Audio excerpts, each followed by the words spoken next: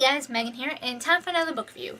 Today, I'm going to be talking about Immortal Rules by Julie Kagawa, and oh my god, guys, I've read her Iron Fae series, and I picked up this book with high expectations, and boy was I not disappointed.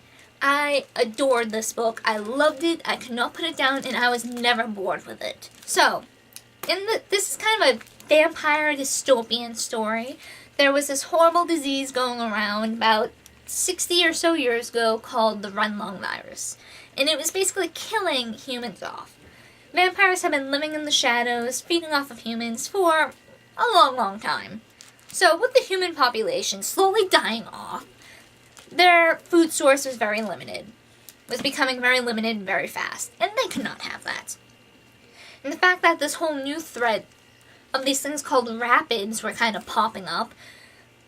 Rapids, trying to think of the best way to describe them. They are basically kind of vampires, but like really savage, monstrous things. They have no intelligence, well, maybe some minor intelligence, but they're just basically animals. They're basically really dumb, monstrous animals. And you don't want to mess with them. Even the vampires don't want to mess with the rabbits.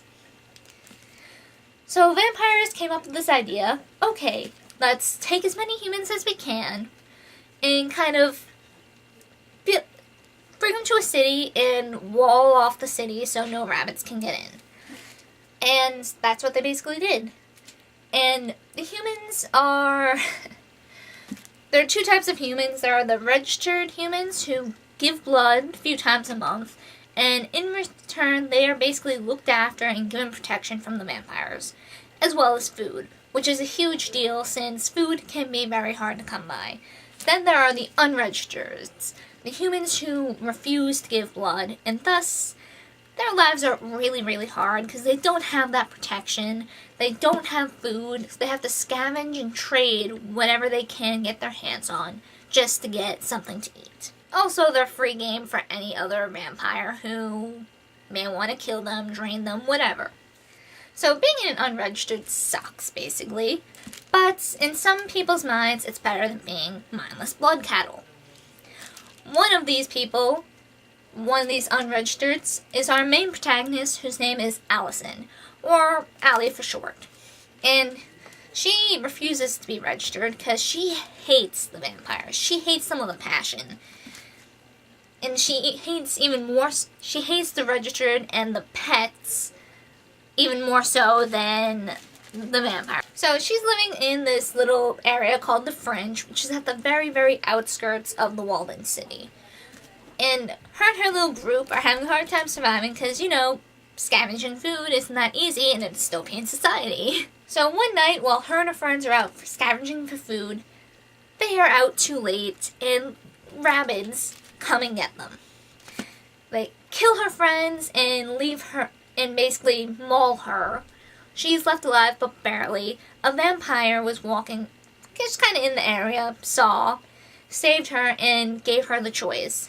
She could either die, as she is now, as a human, or she could be given a second chance at life as a vampire. Now, I kind of like how they have Allie's choice here. Instead of like stereotypically being like, no, I refuse to turn, yada. She chose a very human response and decided to change.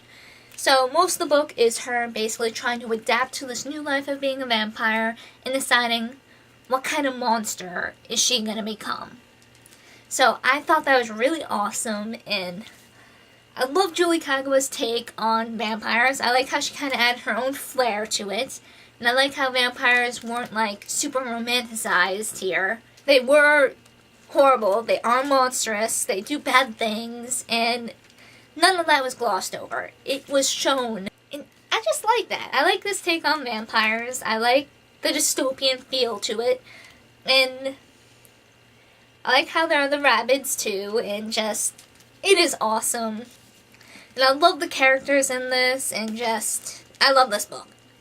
And I cannot wait to pick up the next one, which I believe is called The Eternity Cure. And just, I love Allie. I love her personality and just her attitude. And I feel she is like everything that I could love in a protagonist. There is nothing I could not like about Allie as a character. And I do like how in the book she does struggle with being a vampire. She is clinging to her humanity and doesn't want to become the monsters that she is so accustomed to in the city. So I do like that, how she doesn't just take to being a vampire right away. She does try and hold on to her ordeals, but she struggles with that. It's not super easy. So I like that. I just love Julie Kagawa's writing. She is a brilliant writer. She drew me in right away with this series. She drew me in from the get-go here, which is always a good thing in a book. I hate going through like the first 5-10 chapters and being bored out of my mind waiting for the story to pick up. Didn't have that here, just like with the Iron Fae series, which I will get my book reviews up for some point soon, I promise.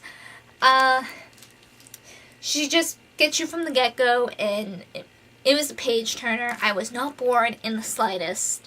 And yes, it does look pretty long for a read. It's a little under 500 pages, but boy, did it not feel that. To me, this just felt so much shorter than 400-something pages. And if you like vampires or dystopia, pick this book up, because I have a feeling you will enjoy it. Because this was really good, and I highly recommend it. Highly, highly recommend it. So, that is it for this book review, and I hope to see you guys next time. And if anyone has any further suggestions for books for me to check out, let me know. It might take me a while to get to them, considering I have 30 plus unread books on my bookshelf, but always looking to expand my to-read list. So, see you guys.